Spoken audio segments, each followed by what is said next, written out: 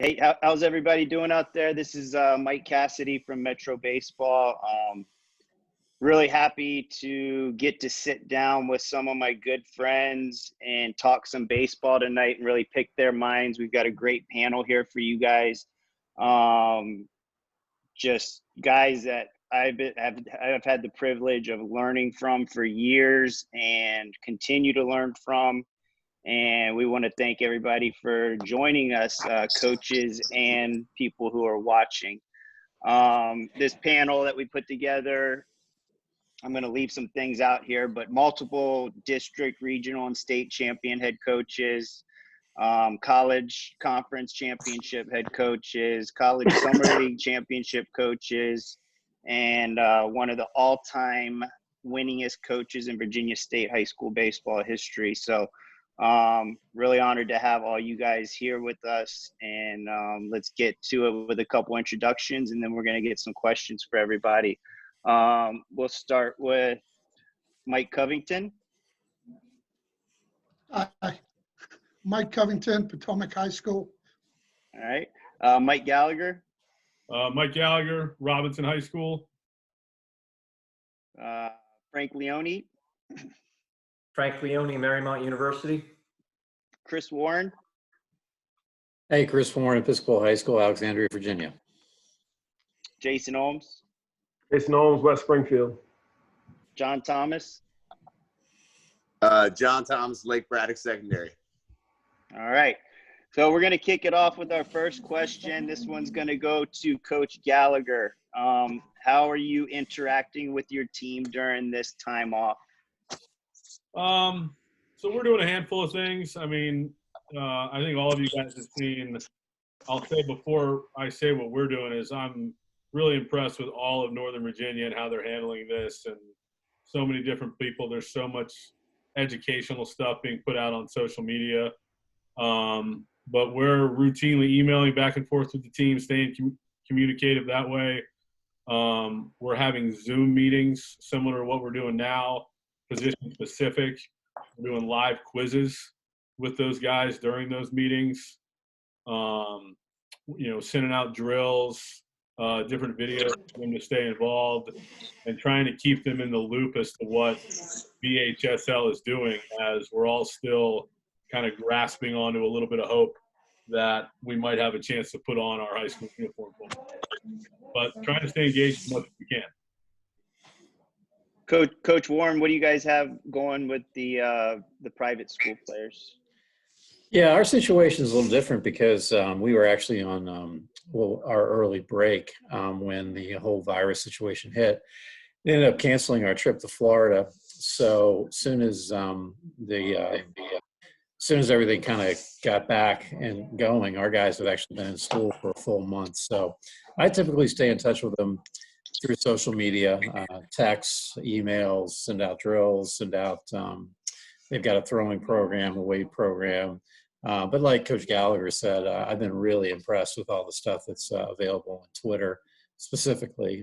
There's just a ton of good learning opportunities. So I try to pass that along to the guys whenever I can. But thing is, unlike the Fairfax County schools, our guys have been in school for, almost a month since this whole thing started.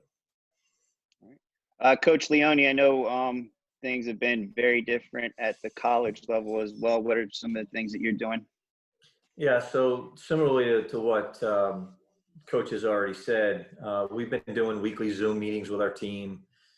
We've been also have a schedule of weekly phone calls that we've had with our players. One of the things that I've noticed with our guys, I've been really trying to go, and I know this might sound contrary to what we've already heard, but I've been trying to go a little bit lighter on the baseball side and more on the personal side, because I think our guys are really struggling with some things, struggling with routine. So we're trying to provide some structure for some routine.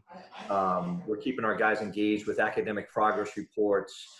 We're doing different exercises when we have our Zoom meetings. We did a 5-and-5 drill with them. We paired everybody up together in groups, and they had to come up with 5 ways they were alike, 5 ways they were different. We put together an Instagram video to kind of keep everybody connected. We're going to do some of the quizzes and things like that. We'll add some of the baseball stuff back in. But we also have been thinking about ways of engaging the community. And one of the things that we actually just agreed upon on Wednesday on our team meeting, we're gonna join up with an organization called Team Impact, and we're gonna actually recruit a 5-year-old chronically ill child from the Northern Virginia area, and we're gonna recruit him to be a part of our baseball program moving forward. So that'll be coming out on social media probably within the next few weeks. But we feel like, you know, you talk about how we're all in isolation right now and feeling the pinch of kind of not being connected. Well, you think about a 5-year-old kid who's been chronically ill his whole life and how isolated that child has felt his whole life. I think that's a great opportunity for our guys to actually learn from that. So we're trying anything we can to keep our guys engaged at this point, and a little bit lighter on the baseball side right now. That there'll be a time and place, I think, for all of that again as we start to rev it up. But yeah, we're just trying to keep them engaged any way we can at this point. Coach Cove, I know your guys, you know, they want to be out there every second like all these other guys. What kind of things are you telling them, or how are you interacting with them?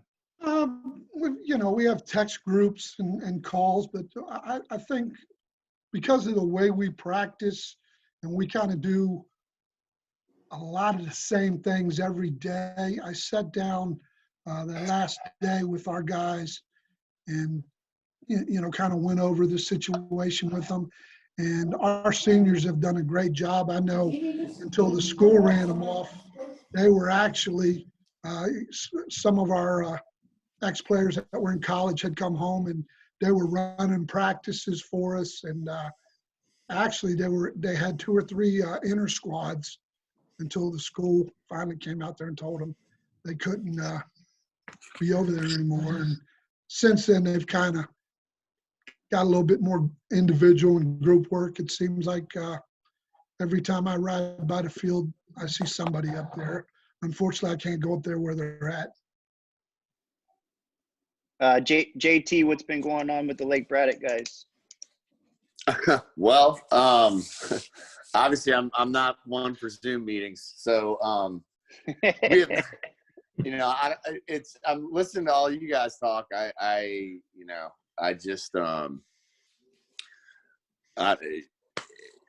It's tough. We have a team group text that's been going on. That's it's been a great way to sort of stay in contact. I love anytime anybody contributes to that. But outside of that, right now, we just got a big Bruin text thread going. Of course, I have little ones going with the individual guys and kind of smaller groups, one with the seniors and stuff like that.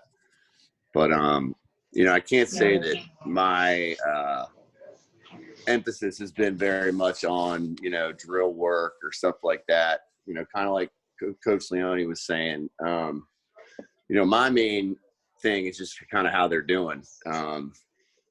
It goes without saying that this is uncharted territory, and it's tough on a high school kid, especially. I know all you guys are the same way, but we work really, really, really hard getting ready for the season. We started in July 14th this past year, which was a month after the state championship game. So I just, to have seen my guys go through all of that, work as hard as they did, and then have the plug get pulled, while we're on the field scrimmage in Madison was just really, really tough. So right now, my involvement is just, hey guys, how you doing? What can I do to help you? We got some guys who are really anxious about summer ball and recruiting and stuff like that. So that's kind of where my focus is right now. No, that's huge. It's bigger than baseball right now. So, Coach Holmes, what about over at West Springfield? What kind of things are you doing? Yeah, similar to JT. I mean, honestly, I haven't been communicating with them a whole lot. When we found out, when they canceled the entire school year, I got in touch with all the seniors and talked to them, told them how sorry I was and how hard they worked. Feel for a lot of those guys. We had a couple guys coming off injuries too, that this is going to be their first opportunity to play play varsity baseball. So it was just tough for him. But besides that, no, we have our first Zoom meeting tonight at 10:30. Go over some things, see how that goes. Hopefully, I'll do a little better than JT. I'll set this thing up. You're not gonna live that down this whole call. No, I shouldn't. Oh, that's awesome. Okay. So this next one, I'm pretty sure that we all have a ton of feelings going right now, so we can keep this short and sweet. Coach Warren, what are you missing most about not being with your team or on the field? That's a good question. I was really looking forward to this year. We had the youngest team I've ever had as a high school coach. But they were just working extremely hard, really had bought into everything we've been teaching them. I feel terrible for the seniors, but it's just, the everyday camaraderie you just can't really replace it. And that's the hard part about it. It's getting a chance to give a kid a high five when he does something good, and, just seeing him get better every day. It's tough, but we'll get through it, and hopefully things will start to turn here in the summer, and fall ball will be here before we know it. Coach Leone? Yeah, so we were off to the best start in school history this year. We actually made it to the halfway point of our season. And, I think the one thing that we all can agree upon as baseball coaches, we work our butts off. I don't think anyone realizes, the fraternity of baseball coaches, how hard we all work just to get on the field, especially with the weather elements that we all deal with. Although this winter was so cooperative, which makes it even more painful for us all. But we work so hard, and we do so many other things. We wear so many other hats for this time of year to be out on the field. You've built all the relationships. You continue to grow and build those relationships, and then to have it pulled away, it almost, I don't know how you guys feel, it kind of pulls away a little bit of your identity. As a baseball coach, you kind of feel helpless, to kind of have it stripped away like that. So, I think missing the guys and missing them and hoping that they're doing well. I miss all the coaches, just trying to stay connected. And this is why we all signed up. We love this, and to have it taken away from us, it's very difficult. So I think that's the biggest thing that I miss, is just being with the guys and having that chance to go win a championship. Cub, what about you? Being an old fella, I miss being around them because they keep you young. Just the things you see every day and watching them grow and mature. I think when we were talking a minute ago, I was so proud of our seniors that we have this year, the way they took over the leadership role they took over when this happened, and how they ran things by themselves. And it lets you know that they've been paying attention and listening, and two of them have been with me since they were a freshman, and another one's been with me since he was in the 7th grade. I've known them coming to camp. So, just not being able to see those guys finish off their careers. And one of my assistants the other night said to me, he said, I never realized how much time we spent at the baseball field. It's like, I don't have anything else to do. I'm used to being there all the time. Mm-hmm. It's really kind of hard. You just get into that routine to where every day you see those faces and you expect that. And when you don't, it's a big void. JT, I know you were touching on it a little bit, especially as much as you said you guys, how hard you guys working, and what are you missing the most? Fellowship. The other guys were touching on it, but I use that word a lot, and I kind of do it a little bit tongue in cheek. But every time we do anything, whether it's just a off season part of the daily workouts that we do, or practice, or sit in the locker room, or whatever. I try to impart to our guys, like, those are some of the best moments, man. And I'm real big on chemistry. Obviously, I loved the team that I had this year. We were going to be really good, but I like the group also. The group of seniors that I had were awesome. And all that is kind of beside the point. I just miss hanging out every day, and I miss, seeing the relationships get formed that are just so much a part of high school baseball. I mean, yeah, competing, I definitely miss the hell out of that. I know my players do. I know my coaches do, but we all just miss hanging out. It's kind of hokey, but that really is very, very true. Common theme. Coach Ohms, how about you? I think just competing with the guys on the field. I mean, again, our senior class, we don't have anybody going big time D1 or anything, but we got a bunch of guys that just love to get after it and compete every time they're on the field and practice. And so just not getting the ability to compete in a game is tough. Coach Gallagher, how about you at Robinson? I echo many of the same sentiments everybody else has just said. I certainly miss the competition and being on the field, but I also think I look back as to when years ago now, but when I was a player and what I miss about that, I don't know that I miss the at-bats. I miss the long bus rides and the hotel overnights and all those things. So like Coach Cup said before, you don't realize how much we're really out there. I mean, I miss you guys. That's why we're here. We're looking for purpose. We're looking to teach and to learn. And of course, we all feel for our seniors. I've got one in particular that made the team for the first time this year as a senior. So he's an extra thought on my mind that he finally overcame, and then this was taken away. So, you miss everything. Yeah, I know we all talk about it every year, and about never taking any moment for granted, because you never know when it's going to be over. We especially tell the younger guys that one day they're going to be seniors, but this really puts it in perspective. As a player and as coaches, it can be taken away instantly. So every day out there is a blessing, and we're the fortunate ones. So the next one, Coach Leone. We've been getting a lot of questions about how this is affecting recruiting at the college level. You have experience at the D1 and Division III levels. What are you doing now and your staff doing now as far as recruiting, and how is the additional year of eligibility going to affect the class of 2021 and 2022?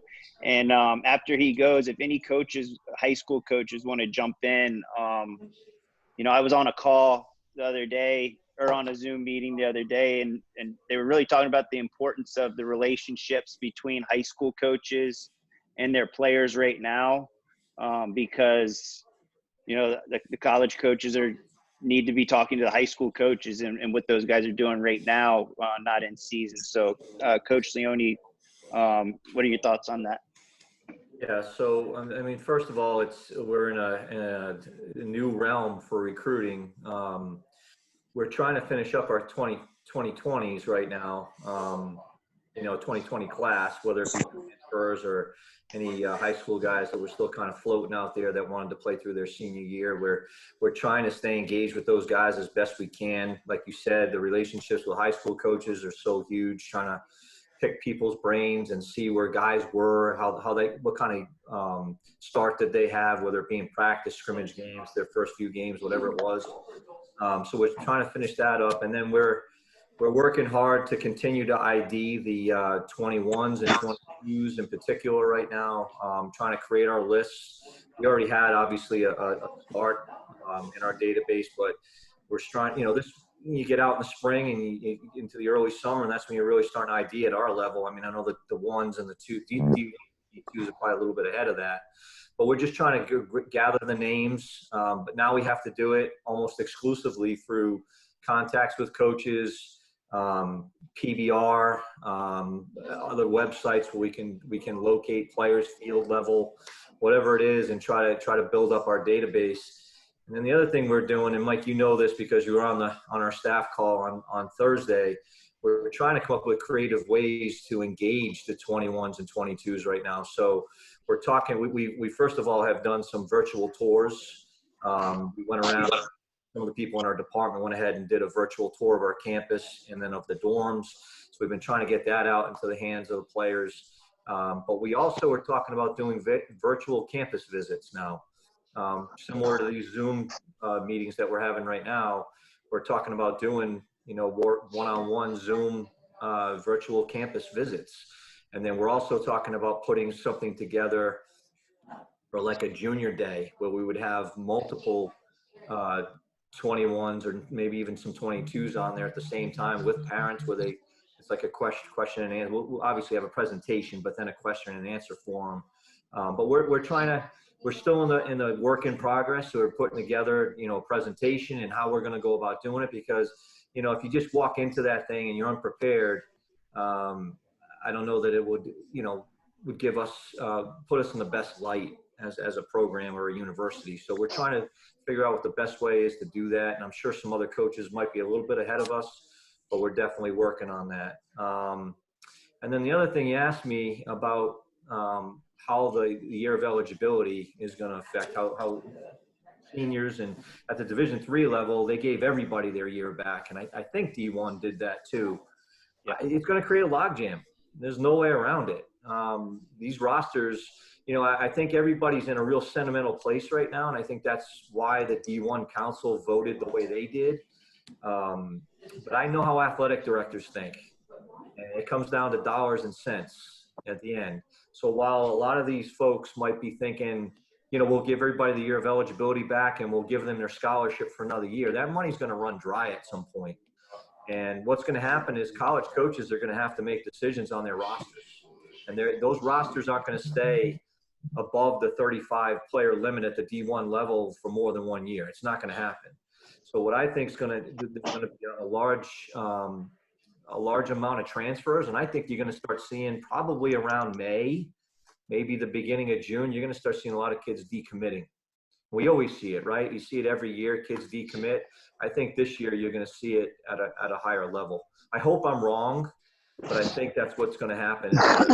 We're up on the NCAA transfer portal every day, looking to see who's coming up on there and seeing what opportunities, we might have as a program. But it's definitely going to create a logjam. And I think what's really important for high school guys right now to know, and I'm sure you guys are already communicating it to your seniors, as much as you want to, you empathize with them, they need to be working their butts off, because now they're an 18, 19-year-old kid going to campus, and now they're dealing with 23-year-olds that they're competing against for jobs.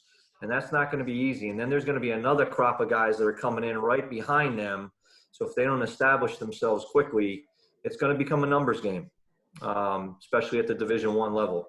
Division III, a little bit different. We can expand our rosters almost to an unlimited number, but the D1s are going to be, at some point, the ADs are going to cut that thing off. And I think it's going to create some issues, and we're going to see some things that we haven't seen before.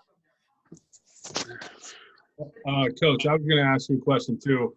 I've been telling my guys at Robinson in the communications that we've been having the last couple of weeks that right now is a good time to reach out and try to communicate and create a dialogue, whether it's sending video, because you're not on the field right now. You're not busy with 25 of those other things that you normally are. Is that the case?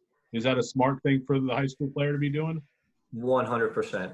And we've been getting engagement from a lot of different kids, and we've been getting a lot of video. I've been watching more video, in the last 2 weeks than I think I've done in 10 years combined. I mean, because it's all you can do right now. So yeah, I think it's really important, for guys to be reaching out, especially the 21s and 22s. Get your name out there. A lot of coaches would have been out on the recruiting trail and would have, doing some follow up and whatnot. But if the more you can put your name in front of a coach who has a lot of time on his hands right now to be doing stuff like that, I think that's definitely going to serve your players well, for sure. Yeah, I think the message we can get out to all of our players, especially in that 2021 class, the time to feel bad about what happened is kind of over with. The better they can make themselves now, it's not over right now for people. It's like a pause button. Everybody is in the same exact position right now.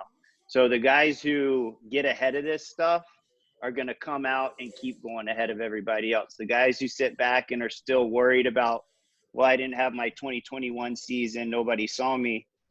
Well, nobody did. So, for me, really instilling that in the players so that they can get ahead of the game is going to be huge. Do any other guys have anything on that topic? I think it's going to be really interesting to see how it impacts the junior college programs. Like, we don't have so many in Virginia, but I think it's a potential real boon for them. Because if you're a player graduating this year, like Coach Leone said, I mean, you're competing against potentially 20, 22, 23-year-olds. And that gives you a chance to go somewhere and maybe play right away. Because if I'm not mistaken, the junior college kids were actually not awarded that year back. So that's a slight difference. So it might be a good opportunity for, it's not right for every kid, but for the right kid, it's a good choice. Actually, Chris, most of the junior colleges gave the kids the year back, and we're hearing more and more from JUCOs that they're going to go back for another year. Really? Okay. Yeah, we're hearing it a lot. And the other thing I was going to say, Coach Cass, too, just like you said that it's a pause button for the recruits, what high school players need to understand is it's a pause button for the college coaches, too. And just what you said, if a college coach isn't doing his job and getting ahead of things, he's going to be left behind once that pause button is hit again. So I think, we may be behind at Marymount. I'm not sure yet. So I think a lot of coaches, it's so important for the kids to engage, whether it be junior college coach, Division III coach, Division I coach, whatever it is. I think it's really important for kids to engage for sure. Right. I thought the same thing as Chris there about the junior college, but the biggest guys that I think are going to be hurt by this are the kids that are juniors in high school right now. Absolutely.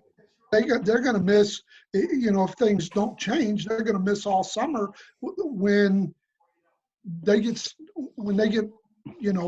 scouted the most in the summer and the fall, and we don't know if that's going to happen or not. And I know I've got a couple of kids that are right on that cusp that are they Division I players or not, and if they're not out where someone can see them, they're going to miss out on that, and they're really worried about it. I agree. The 21s are definitely the most affected class. I'd say the 22nd secondarily are the ones that are going to feel it almost immediately when they get on college campuses, or they may get that phone call in a few weeks. But you're right, Mike. The 21s, this is their summer, right? This is their junior summer for them, and if they're not out there able to show what they've got, it makes the fall that much more important. Right. I was just talking to the director for the Commonwealth Games the other day, and that's still on as of right now. And we were talking about what a tough job that's going to be for me and the other coaches in Commonwealth Games of finding the kids to play. Number one, will they play? And number two, is the product going to be as good? Yeah. I think we can all agree for you high school guys out here that do whatever you can right now to get your name out there, get videos out of have your high school coach contact coaches, get ahead of it just in case we don't get the summer that we're all hoping for. So I'm going to move on to the next question. Coach Covington, what are some intangibles you look for in a player that has nothing to do with talent? First and foremost, when kids come in that are new, we have a talk about being a good teammate. Go out of your way to be a good teammate. Are you coachable? Do you have some toughness about you? And do you play hard? Those four things. If you do those four things and you have a little bit of talent, you'll end up being a pretty decent high school player. JT, what about you? I totally agree with Cub about, how do they interact with their teammates, being a great teammate. Also for me, probably pretty obvious, but are they coachable? I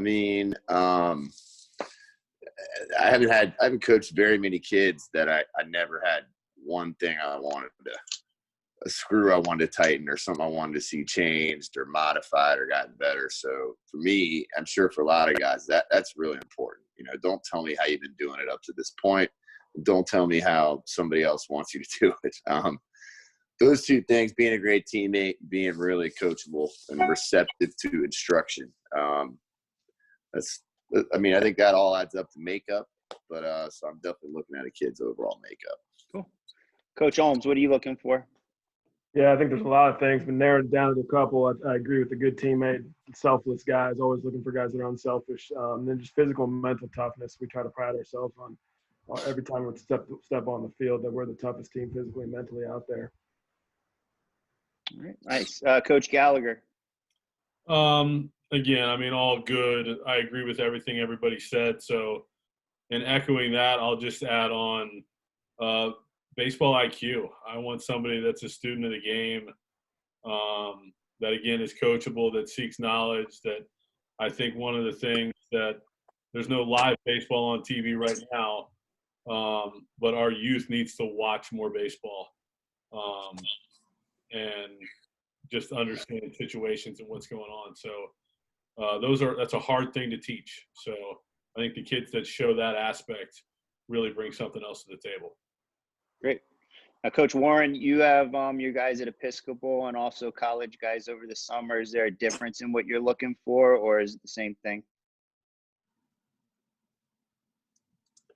Hold on, Coach. Let me unmute you. I had you muted. Sorry about that. No problem. At Episcopal, I'm looking for, I would echo pretty much everything everyone else has said. Being a good teammate and being selfless are very important characteristics.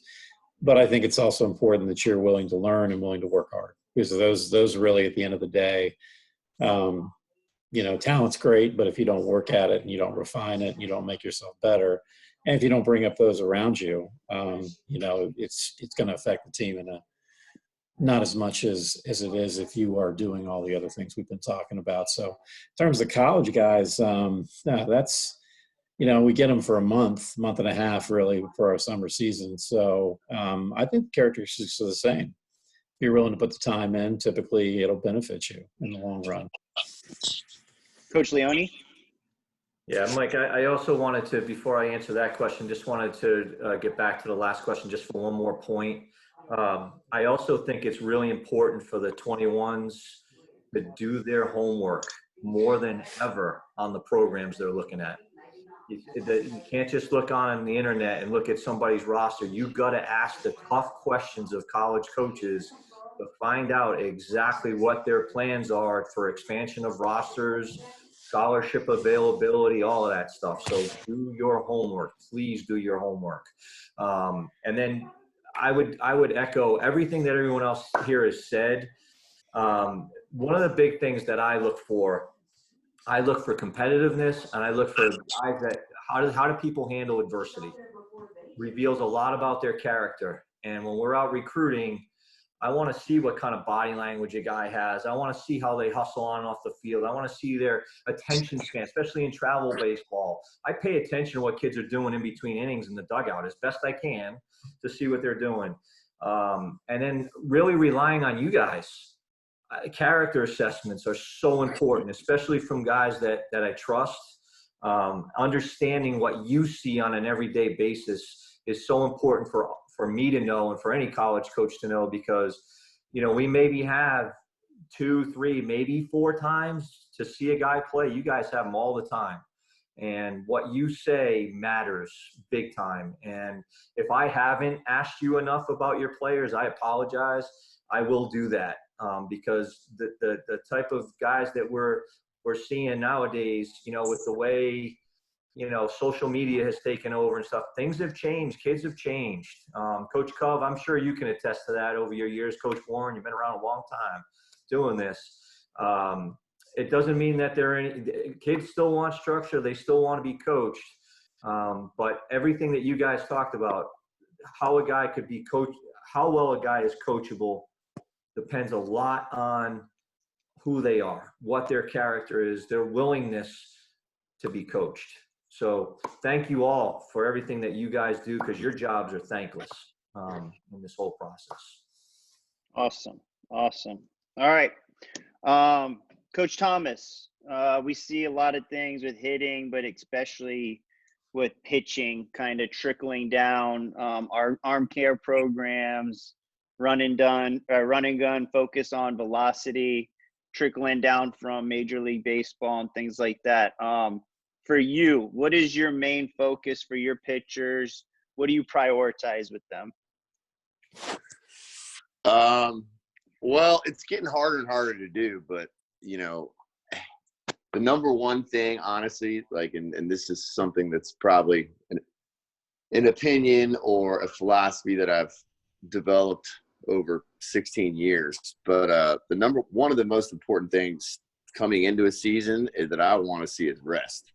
I mean, I'm lucky at Lake Braddock. I've been there for 6 years now, and you know, before I was the head coach, I was working with pitchers. So I don't have to deal very much with the guys doing a lot of outside throwing.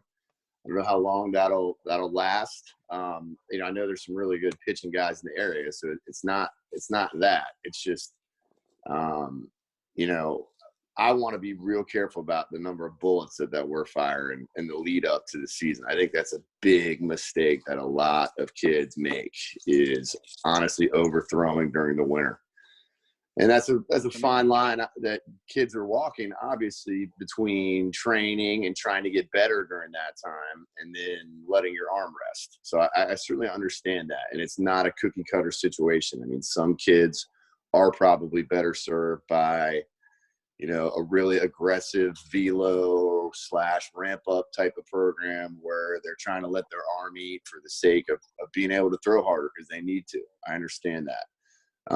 So, you know, it's not a one size fits all, but I guess the number one thing that I spend a lot of time worrying about in the winter is just making sure that they're not throwing.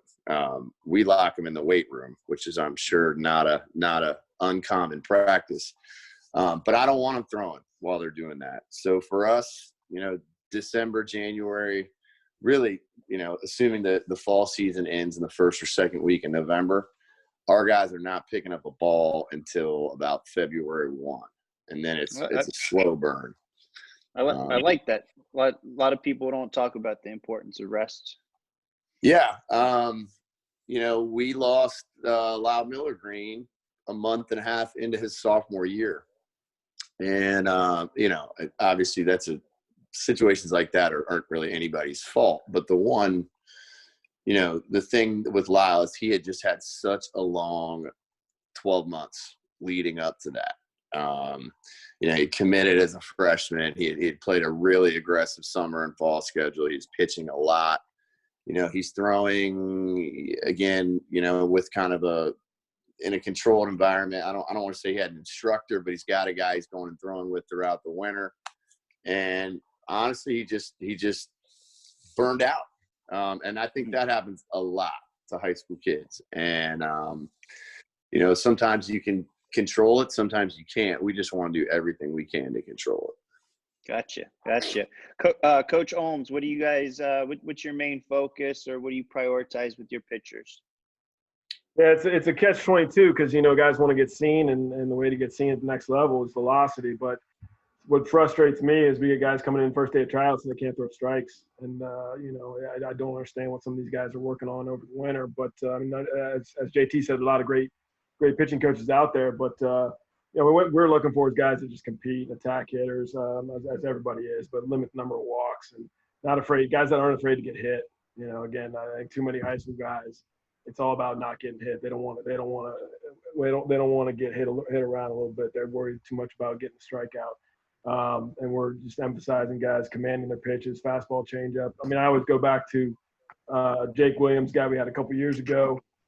Didn't have overpowering stuff, but he could dominate in the high school lineup without dominant stuff. I mean, I would one game to win. I would put him up against any of the guys we've had over the 17 years I've been at West Springfield, and that's including Bobby Wall. Don't tell Bobby Wall said that, but I mean, it's the truth. Jake Williams. I mean, you just get out there, you walk 3 guys in 60 innings. I mean, in one season. You just don't see that in high school level anymore. Yeah, that'll give you a chance to be successful at any level if you're making guys hit that much. Coach Gallagher, what about you? I mean, 2 things really. I'll come off of what Coach Ohms just said, that, yeah, command, the ability to use both sides of the plate, the ability to change eye levels and to change speeds and to keep hitters off balance.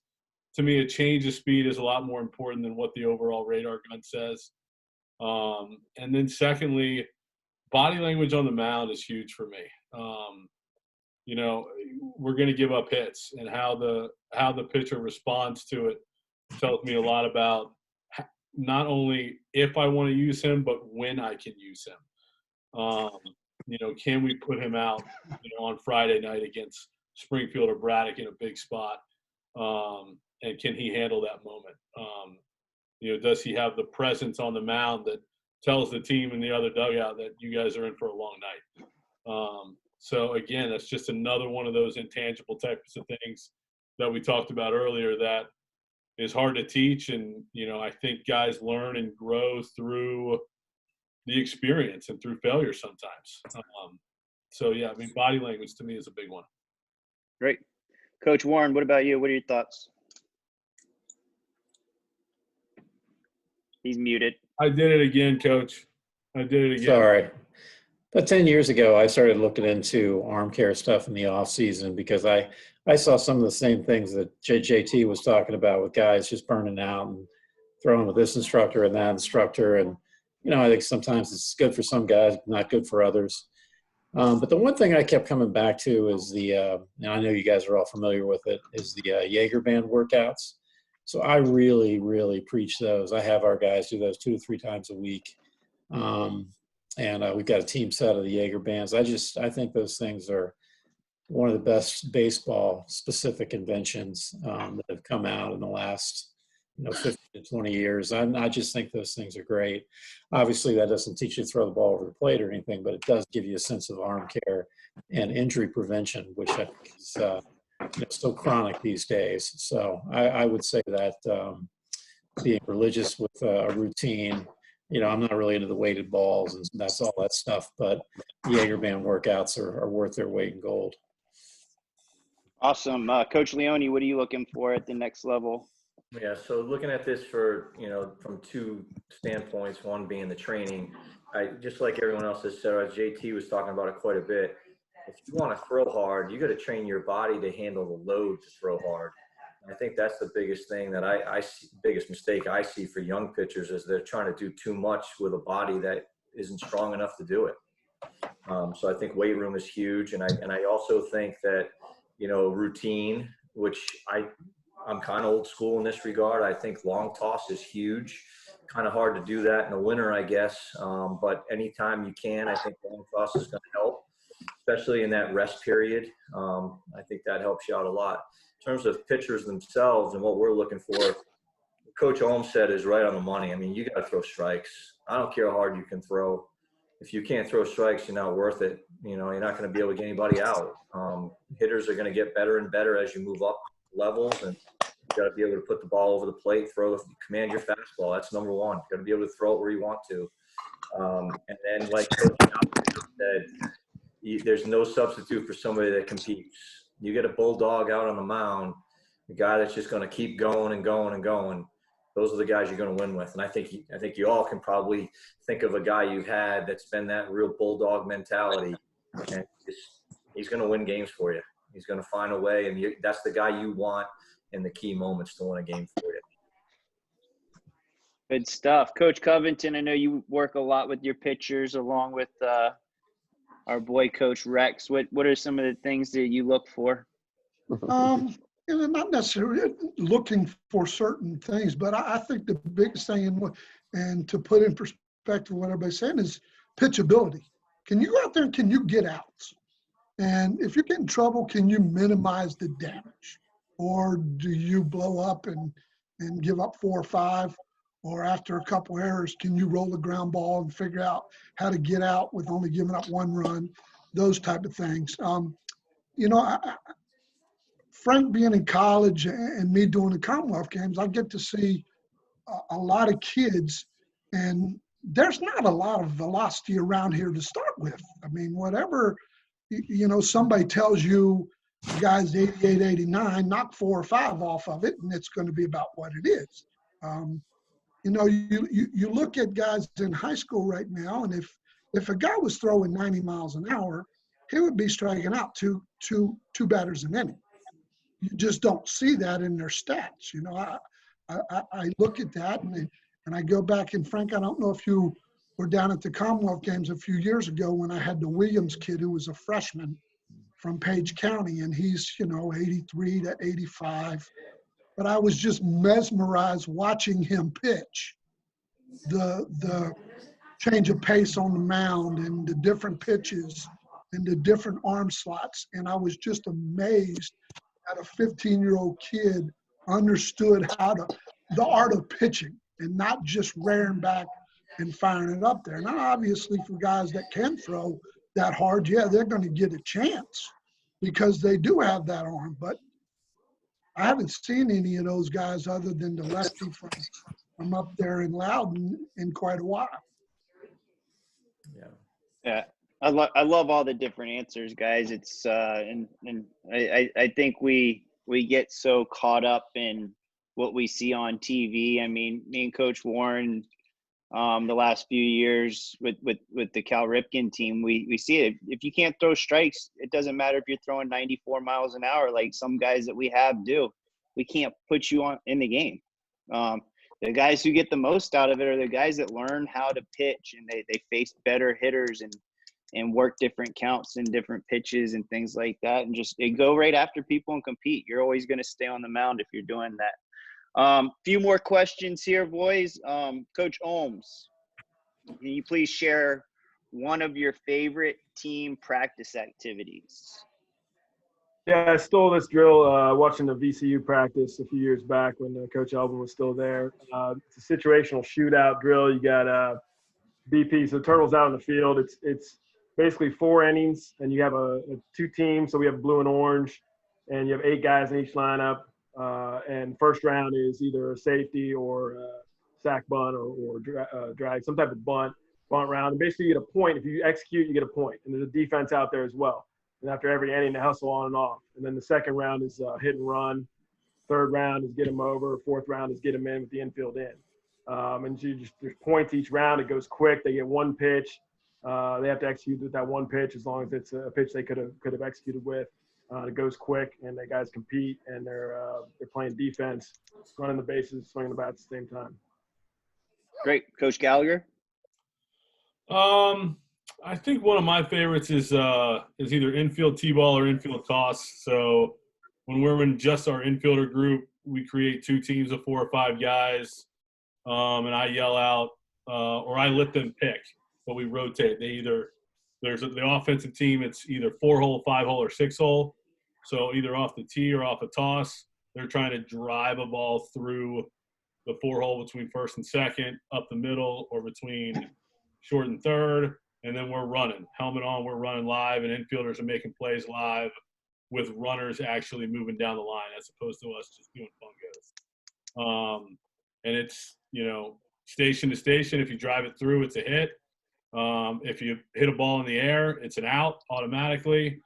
And it's high intensity. We're on, off, quick, gloves. We'll do 8 or 10 inning sets in, 20, 25 minutes. And the idea is that most scores are 1-0, 2-1, depending on how we're playing defensively. But that's one of my favorite things to do. Great.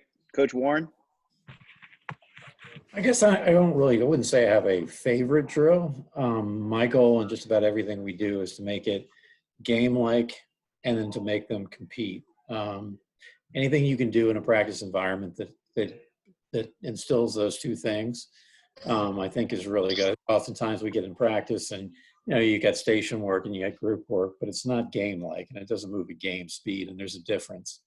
So give you one example. When we do infield, outfield, we'll always do 2 rounds. We'll do a round where we just do a regular infield, outfield, and then we'll do a round where the infielders are timed and we get the stopwatch out, and they have to make the play, make the throw, make a good throw to first baseman. We have to have a good play. First baseman has to catch the ball. It's got to be under 4 seconds. And it really, you start seeing them getting competitive in that. And I think anything you do that gets them going game speed and competing a little bit is going to make them better at the end of the day. Great. Coach Leone? Coach Cass, just wondering, what do you think my favorite drill is? Oh, it's play fast. There you go. There you go. We got a couple there.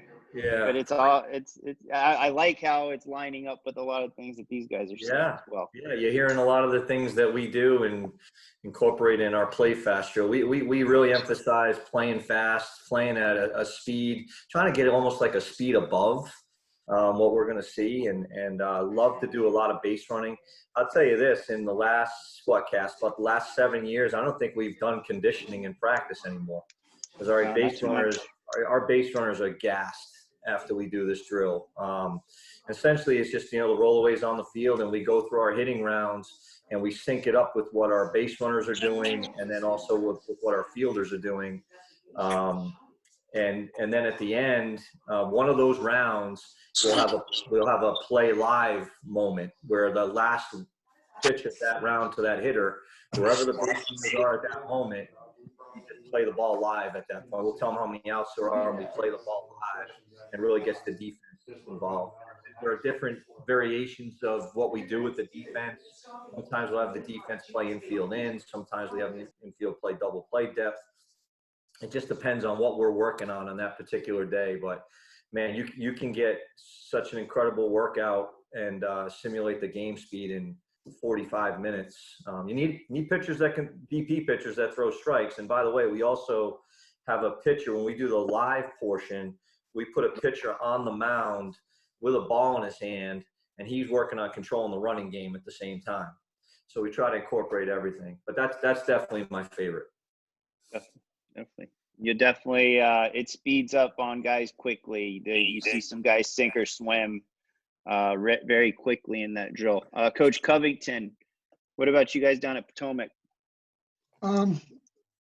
Single cut with a rundown is what I call it. We put all our defensive guys out there, and I'll call out like we might go the first 10, 15 minutes with a guy on first, where we're getting a base hit, a single to all the outfielders, having to throw to the cutoff man, communicate, throw to a base, rotate into a rundown, and follow it down. And then we'll go follow that up with a guy on second and do the same thing. And, one of the big things that we talk about our guys all the time is don't give up any free bases, and hitting the cutoff man and getting looking for guys rounding the bags and stuff, and back picking and that sort of thing, and making sure if you're the guy who picks a guy off that you follow your throw and rotate into the rundown.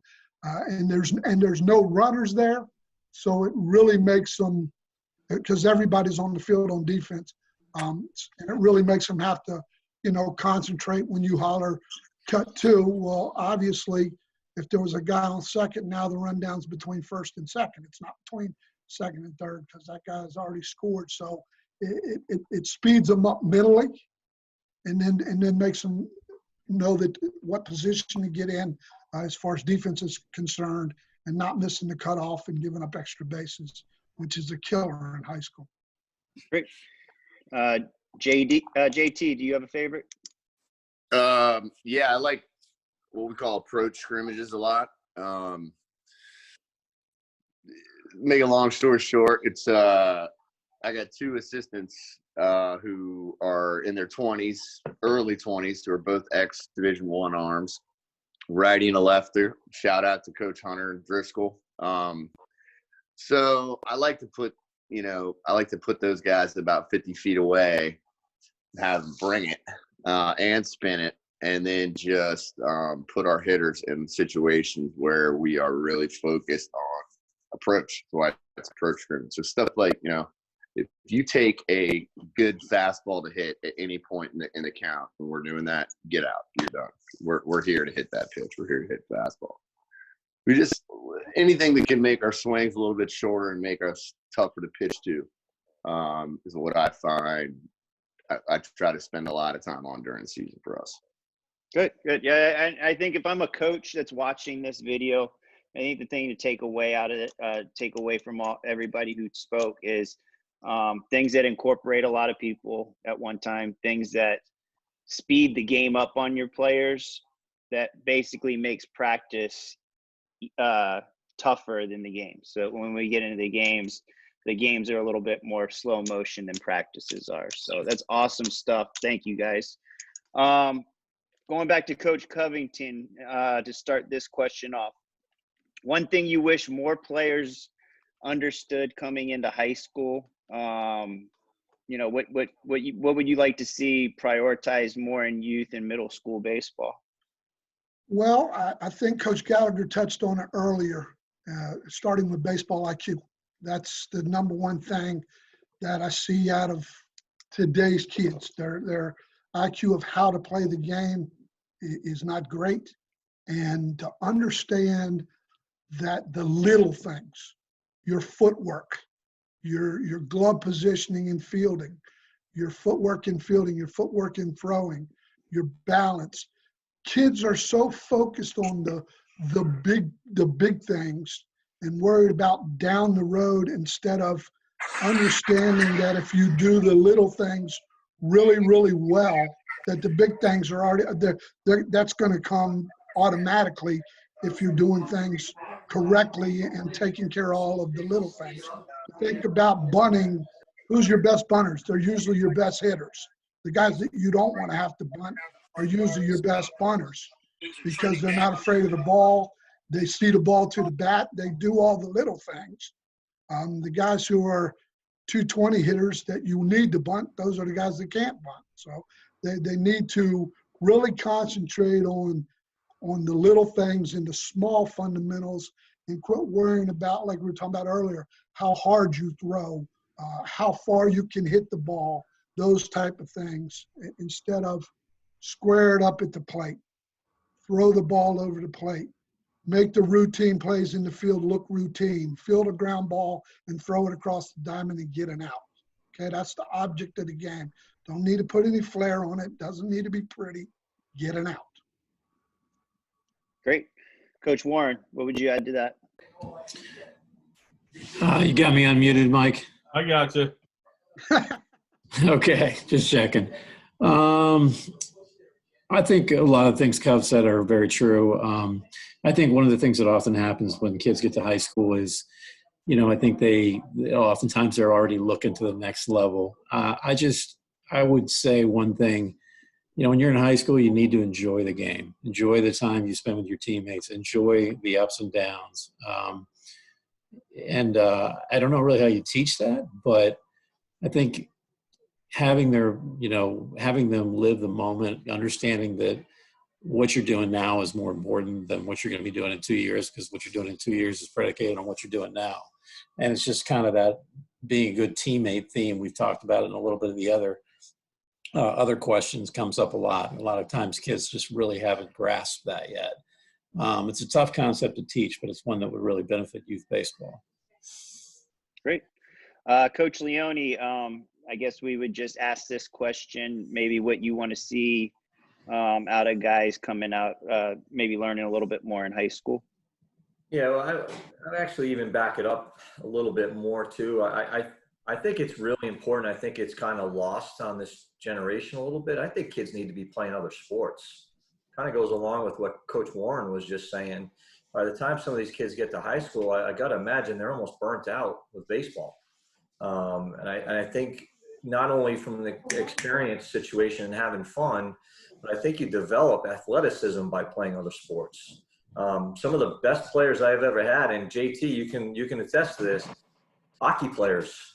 Hockey players are awesome. And I'm not just saying that because of Leitzel, but it's true. And he's one in a series of guys that I've had that have been hockey players that, you know, they're some of the best runners I've ever had. And they've got different skill sets, different toughness about them. They've been exposed to different things. So I think playing other sports is huge. And then along the lines of Coach Gallagher and Coach Cass, this is kind of what you're saying, got to be a better student of the game. I don't know how many kids really watch baseball anymore. They watch baseball and they watch what hitters do. They watch home run derbies. They watch pitchers strike people out. But are they really paying attention to the intricate details? We're so fortunate in this area to have the Nationals and have a relatively inexpensive way of going to watch Major League Baseball. And how many of those kids will go to those games and really lock in on what the shortstop's doing every pitch, in between pitches? How is he getting himself ready? Things like that. I used to, Tony Fernandez. You guys remember Tony Fernandez from Blue Jays? Oh, yeah. I remember going up to watch the Red Sox 2 out of 3. You know, I'm from New England. I went to see the Sox play the Blue Jays in a 3-game series. I got to go to 2 games that weekend. And all I did was watch Tony Fernandez at shortstop. Every pitch, I watched to see what he would do. And I was amazed at how he approached things. He didn't take any pitches off. It was awesome. It was unbelievable just the way he went about it. So I think things like that, it's hard to necessarily be able to do that by watching games on television. But there are definitely things you can pick up with how Major League guys are getting it done. So I think that's a real important thing.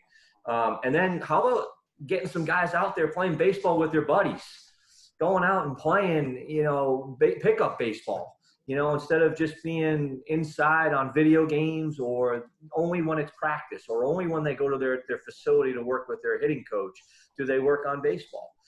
The times where I think guys can get really good is when they go out and they just with their buddies with no coaches around and there's no extra pressure and they can try some different things. You know, you can work on that glove flip that you've been dying to do or something like that, you know, a different arm angle, whatever it is. It's a great time to experiment a little bit. So, you know, I wish we could get more guys out there and playing the game and enjoying the game like you guys have said, because sometimes I feel like it becomes a chore for some guys by the time they get to us. Great. JT, what's something you would like guys you would like to see guys work on before they get to high school?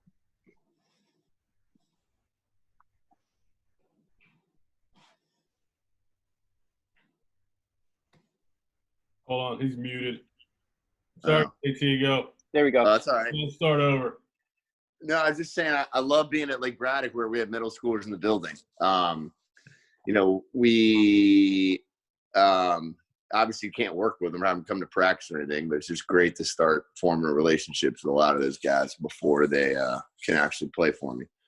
You know, some really good answers to this. You know, I don't want to be hokey, but I think to me it would be a lot of mental stuff. I really like kind of what Chris was saying about mindfulness.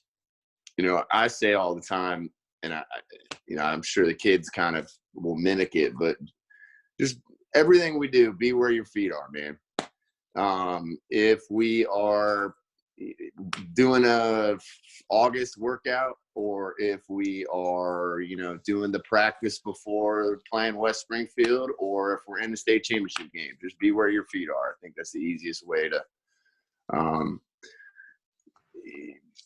or the best way to kind of just implement to kids how to go about your business, developing as baseball players and as people. So a lot of times, you know, we'll get our hands on a kid, or I'll get my hands on a kid in the 9th grade who is either a little too worried about what he's already done or a little too worried about kind of what his future holds.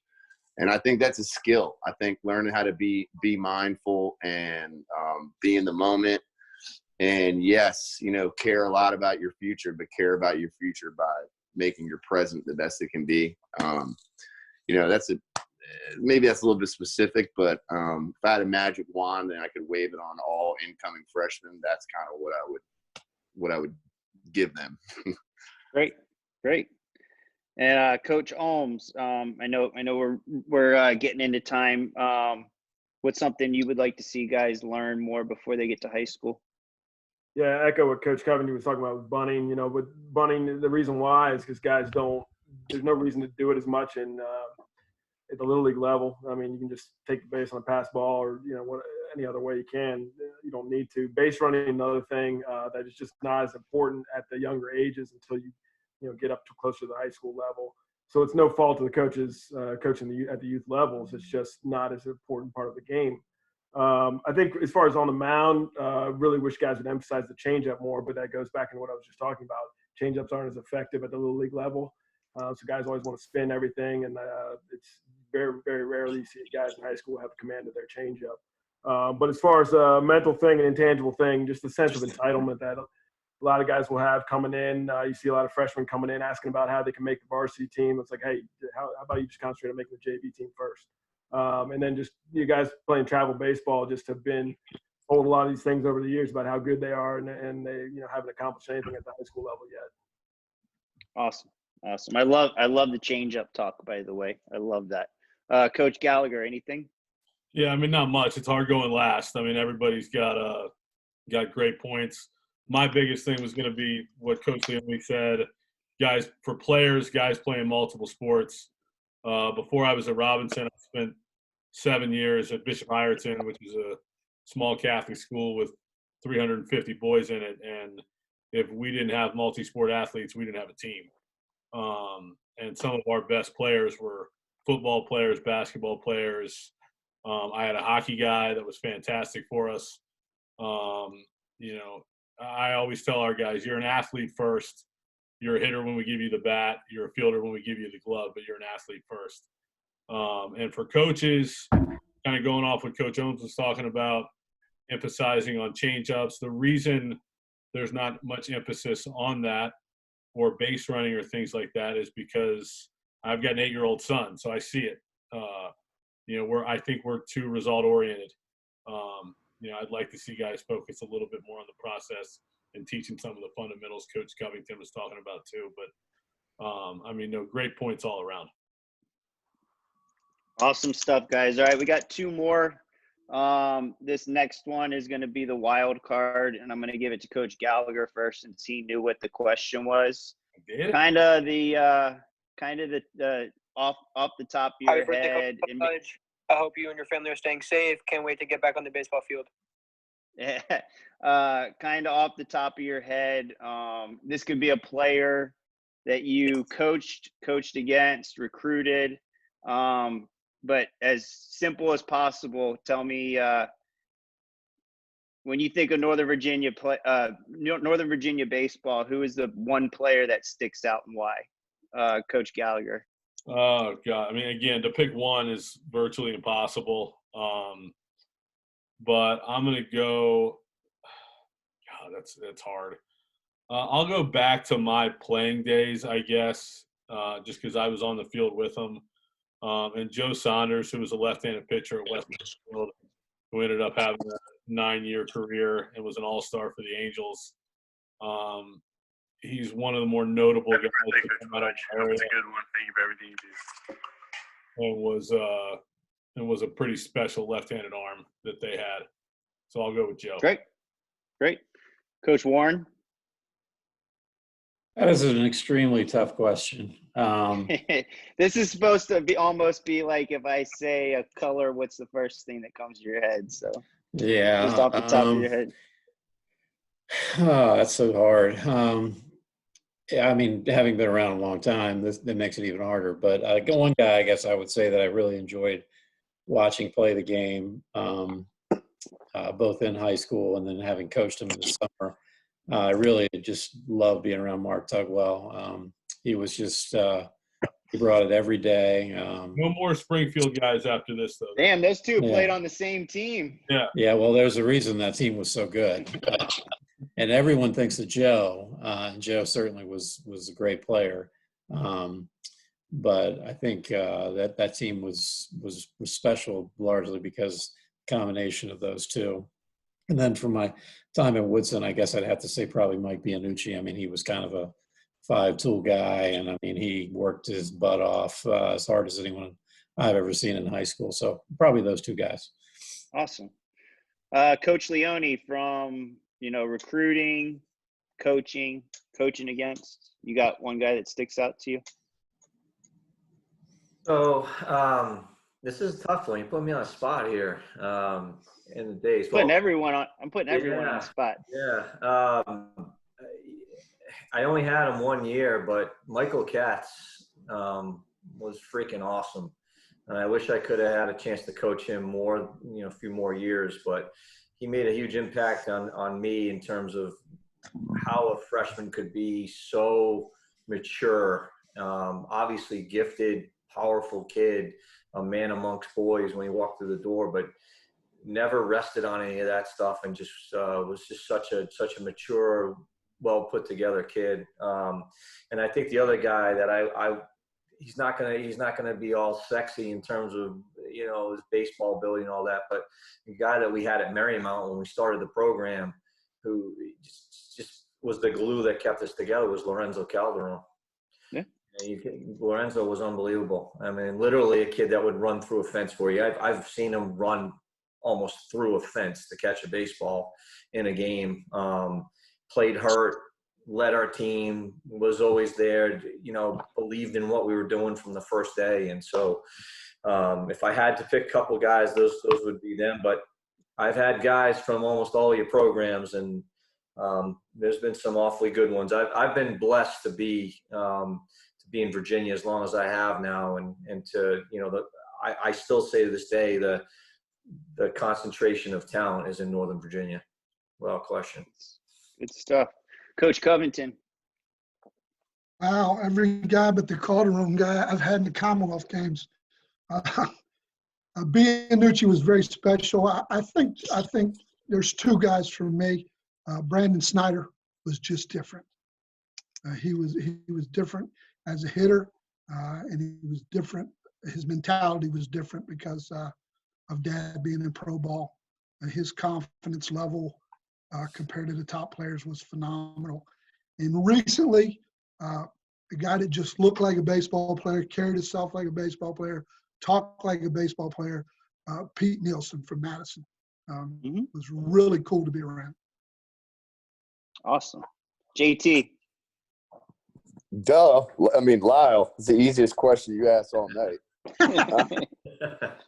Hey man, you've seen and coached some really good ones. Yeah, I definitely have. I mean, yeah, you know, I'm not gonna say like he's better than Spores. I don't know, but Lyle, just look at what he accomplished. When you look at what our team accomplished last year, like, people need to know that he was obviously the driving force behind that.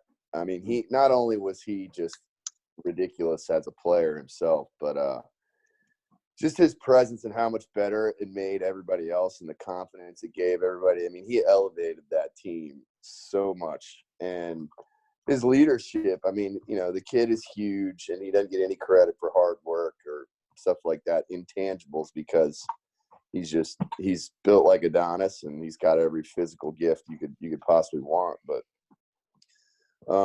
you know, when I took over and I was like, hey man, I'm going to use you out of the bullpen and lead you off and put you in the outfield.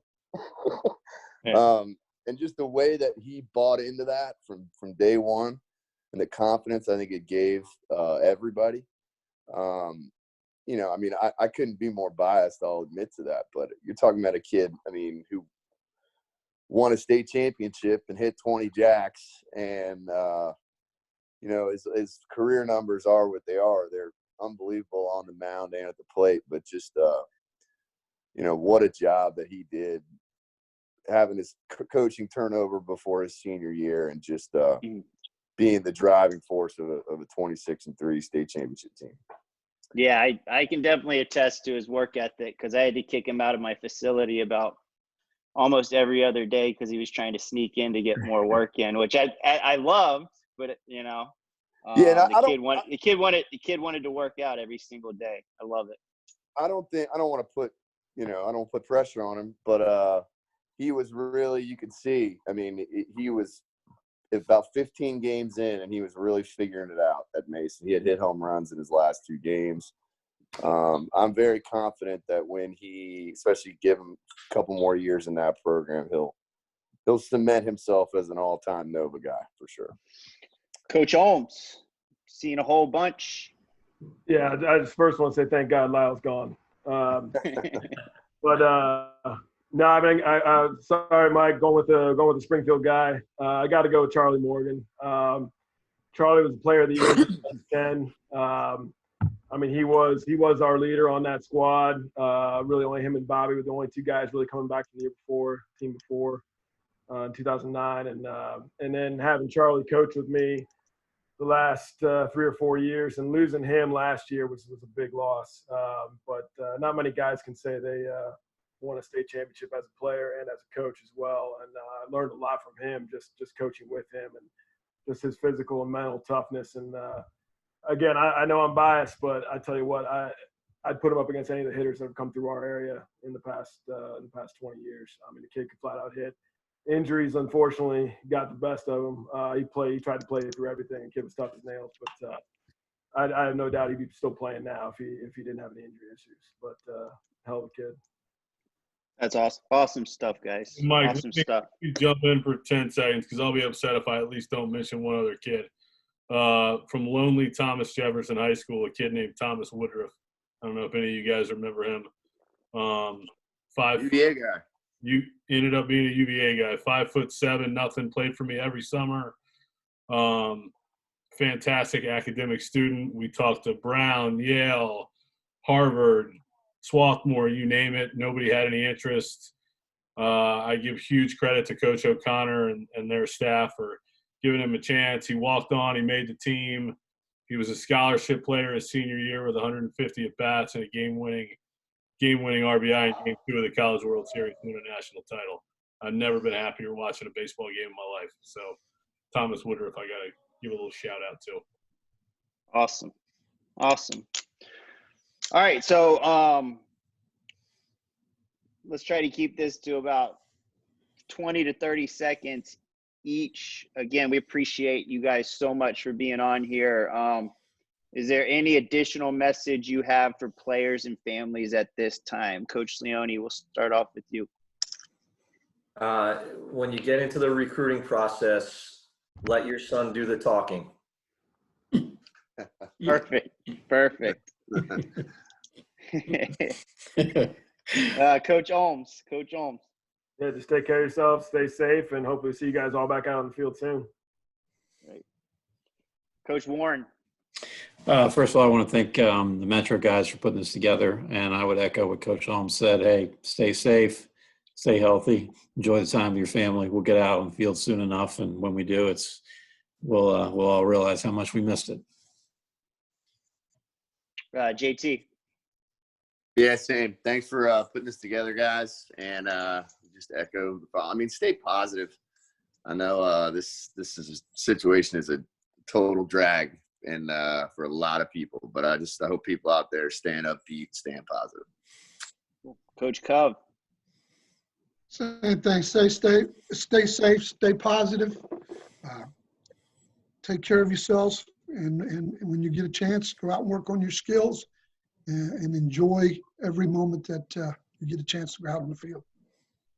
Coach Gallagher. Same. Stay safe, stay positive. Thanks to all you guys for coming on here. And my final message to the players is, I mean, these individuals here, and there's so many more really good coaches in Northern Virginia that care so much about the game and about their players, to pick their brain and take advantage. We're as anxious to get out there as all of them are as well. So thanks to everybody. Thank you. This is great. Coach Cass, Coach Gallagher, thank you very much, and stay safe, everyone. This was awesome. Thank you guys so much. And I'll keep saying the same little line. Every day that we stay in and do the right thing is one day closer to us getting back out on the field. So well said. Love you guys. Thank you guys. And we're good, Mike. Thanks, guys. Signing off. Good night. Nice. Thanks. Good night.